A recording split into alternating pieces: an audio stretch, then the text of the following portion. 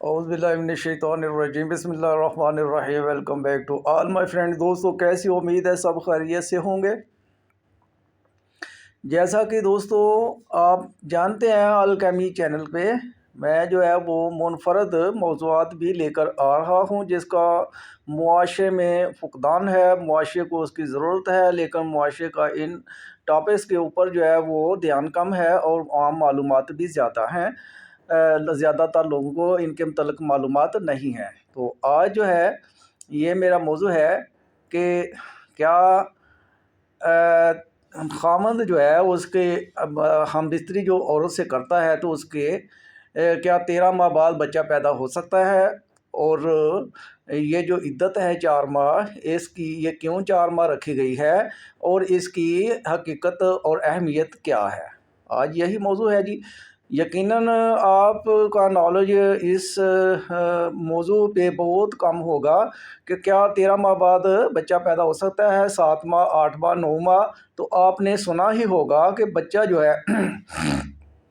7 माह बाद पैदा होता है, 8 माह बाद पैदा होता है, 9 माह बाद पैदा होता है। क्या 13 माह बाद भी बच्चा पैदा हो सकता है? तो इसी मौजू को जो है हम जनाब साबित करेंगे कि हाँ 13 माह बाद बच्चा पैदा हो सकता है। तो ये जो मौजू है, ये जो इद्दत का मौजू है, ये इद्दत क्यों रखी गई, ये उस ज़माने की बात है जब आज से 1500-1400 साल पहले की बात है, जब जो लोग थे वो घर से जाते थे, जिहाद करने के लिए जाते थे, जंग लड़ने के लिए जाते थे, शहीद जंग में हो जाते थे और उनकी जो बेवा है उनका जो है वो आगे बच्चा जो है वो 9 माह बाद पैदा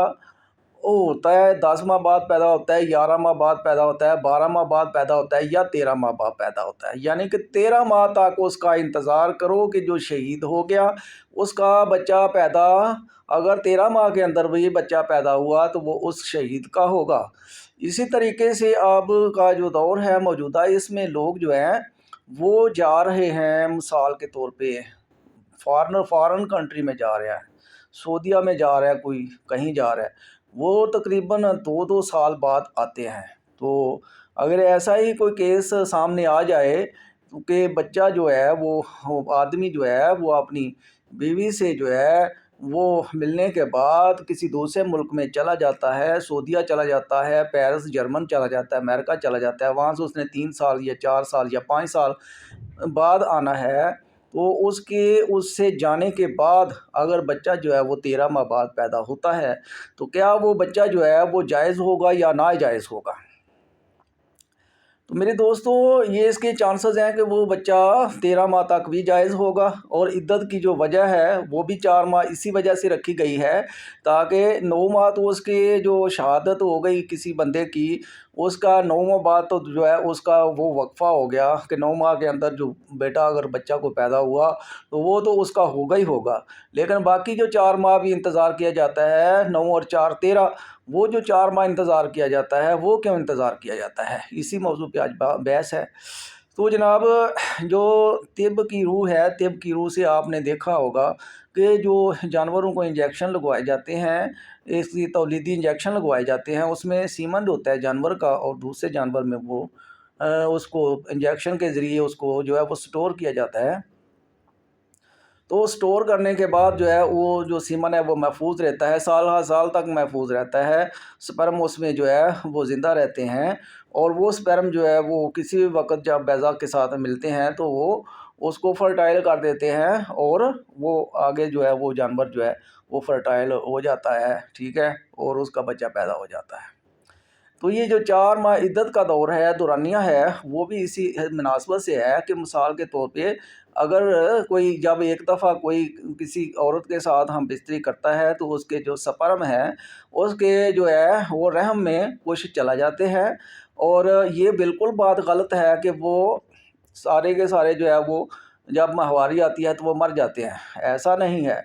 जब एक दफ़ा कोई किसी औरत से कोई हम बस्तरी करता है तो उसके जो स्पर्म है वो उसकी जो फर्टिलिटी होती है, रहम की जो गर्मैश होती है, वहाँ पर वो 3-4 माह तक वो जो स्पर्म है वो ज़िंदा रह सकते हैं।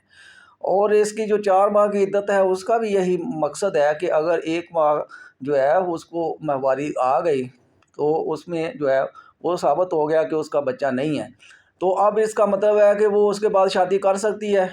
یہ کیوں کہا گیا کہ اب 4 ماہواری کا جو ہے وہ انتظار کریں؟ اس کا مقصد یہ ہے کہ ایک ماہواری آ گئی ہے، اور اس کا عورت کا جو عدت ہے اس کا دھیان رکھو، وہ کسی مرد سے ملاقات نہ کرے، ملے نہ۔ یہ عدت کا یہی ہوتا ہے کہ اس عورت کو کسی بھی غیر مرد سے اس کا دھیان رکھنا ہوتا ہے، اسی کی نگہداشت رکھنی ہوتی ہے کہ 4 ماہ تک وہ پہلی ماہواری بے شک اس کے خاوند کے مرنے کے بعد آ بھی گئی ہے،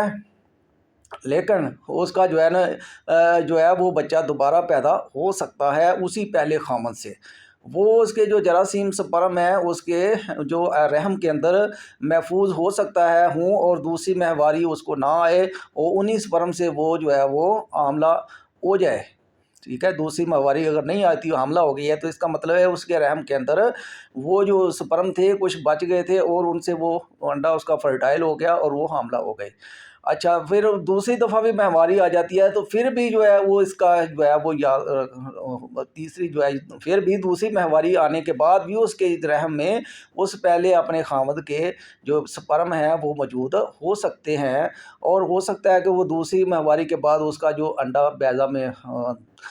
رحم میں پیدا ہوا ہے وہ جو ہے وہ اس کا چھلکا نرم ہو۔ اوپر سے یہ جو انڈے پیدا ہوتے ہیں نا بعض لڑکوں کے، عورتیں کو حمل نہیں ٹھہرتا، اس کا یہ ہوتا ہے کہ بعض انڈے بہت سخت چھلکے کے ہوتے ہیں اوپر ان کے، وہ ان کو فرٹائل کرنا مشکل ہوتا ہے سپرم کے لیے۔ بعض جو ہوتے ہیں وہ نرم ہوتے ہیں، اور ان کو جو ہے وہ جو فرٹائل کرنا جو ہے وہ آسان ہوتا ہے، مطلب ایک کمزور سپرم جو ہے وہ بھی اس کو فرٹائل کر سکتا ہے۔ تو یہ جو بانجھ پن کی دوائی دی جاتی ہے عورت کو، اس میں وہ انڈا چھلکا کمزور کرنے کے لیے عورت کو دی جاتی ہے، اور جو مرد ہوتا ہے اس کو اس کا سپرم کو طاقتور بنانے کے لیے دی جاتی ہے۔ تو اسی طرح پھر تیسری ماہواری بھی آ گئی، اور تیسری ماہواری آنے کے بعد اگر چوتھی ماہواری جو ہے وہ نہیں آئی اور پتہ چلا جی عورت حاملہ ہو گئی ہے، تو وہ 4 ماہ تک اس کے جو نگہبان ہوتے ہیں دھیان رکھتے ہیں کہ یہ عورت کسی کے ساتھ بھی نہیں ملی، لیکن چوتھی ماہواری اس کو نہیں آئی اور فرٹائل ہو گئی، تو اس کا مطلب یہ ہے کہ اس کے سپرم ابھی تک جو ہے اس کے رحم میں موجود تھے۔ اس آدمی کے جو کہیں چلا گیا یا شہید ہو گیا، تو اس کے سپرم جو ہے ان میں سے کسی سپرم نے چوتھی ماہواری کے بعد جب چوتھا انڈا جو ہے بیضہ جو ہے اس کے رحم کے عورت کے اندر داخل ہوا، تو وہ چوتھی بار جو ہے اس کے جو سپرم جو ہے اس نے اس کے ساتھ ملاپ کیا، وہ انڈا جو ہے وہ کمزور تھا، اور جو سپرم تھا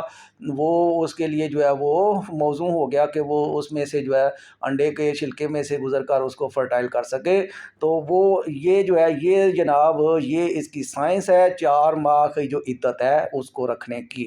تو 4 ماہ کی عدت کا مقصد یہ ہے کہ 4 ماہ کے دوران جو ہے وہ اس کو شادی نہ کرنے دی جائے، اور 4 ماہ مرنے کے بعد بھی 4 ماہ تک اس کی 4 ماہواریوں کا انتظار کیا جائے، کہ 4 ماہ تک کی ماہواری جو ہے اس میں سے جو ہے وہ کسی وقت عورت جو ہے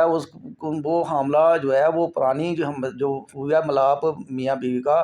اس کا اثرات جو ہے وہ 4 ماہ تک یعنی کہ برقرار رہ سکتے ہیں۔ ایک دفعہ جو کوئی مرد جو ہے وہ ہم بستری کرتا ہے کسی عورت سے، تو اس میں سے اس قدر جو سپرم وہ خارج ہوتے ہیں کہ وہ کروڑوں اربوں کی تعداد میں وہ سپرم جو ہے مرد کے خارج ہوتے ہیں، اور ان کروڑوں اربوں جو سپرم ہیں ان میں سے اتنے وہ سپرم ہوتے ہیں کہ اگر ان کو ایک ایک علیحدہ علیحدہ سپرم کر کے کسی عورت کے انڈے کے ساتھ اس کو جوڑا جائے، تو کہتے ہیں کہ ایک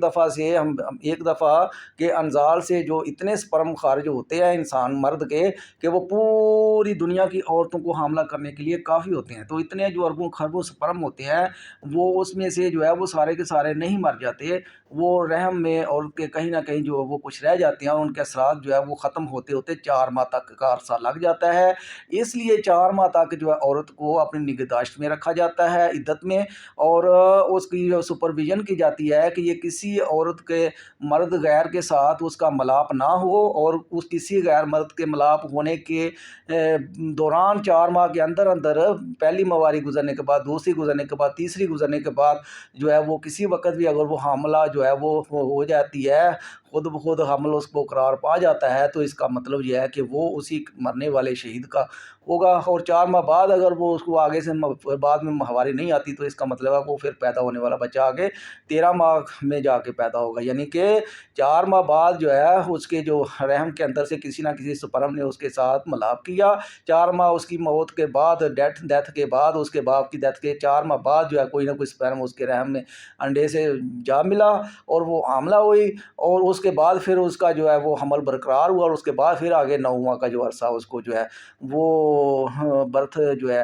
وہ ہونے تک کا لگ گیا۔ تو اس طرح جو ہے 13 ماہ کا جو ہے وہ پیریڈ ٹوٹل ہو گیا، تو 13 ماہ تک کی گنجائش جو ہے وہ اس حساب سے ہے۔ تو یہ 4 ماہ کی جو عدت ہے وہ اس لیے رکھی گئی ہے، اور ایسے کیسز جو عربوں میں ہوئے تھے اور ان وہ بچوں کو مار دیا گیا، ان کی ماؤں کو مار دیا گیا، تو پھر اسلام نے یہ 4 ماہ کی جو عدت رکھی ہے، اور یہ اس عدت کا یہ فائدہ اور یہ مقصد ہے۔ اور اگر وہ فوراً ہی مطلب عورت کسی دوسرے ایک ماہواری کے بعد کسی دوسرے کے نکاح میں چلا جاتی ہے اور اس کے بعد بچہ پیدا ہو جاتا ہے، تو اس میں یہ جج کرنا مشکل ہو جاتا ہے کہ آیا جو شہید ہوا یہ بچہ اس کا تھا یا جس کے ساتھ شادی ہوئی یہ بچہ اس کا۔ تو اس لیے یہ 4 ماہ کا جو عرصہ رکھا گیا ہے کہ 4 ماہ کی 4 ماہواریاں گزرنے کے بعد بھی اگر وہ عورت حاملہ نہیں ہوتی تو اس کے بعد پھر اس کی شادی کرو، تاکہ پھر بعد میں جو بچہ ہوگا وہ جس سے شادی ہوگی اس کا ہوگا، اور اس کے امکان ختم ہو جائیں کہ جو پہلا خامد ہے اس کے کوئی سپرم رہ گیا اور اس کے سپرم سے جو بچہ ہے وہ پیدا ہوا۔ تو یہ جناب آج کا ہمارا موضوع تھا، تو انشاءاللہ تعالی یہ جناب ہم ان بخش بھی کہاں رابطہ کر سکتے ہیں،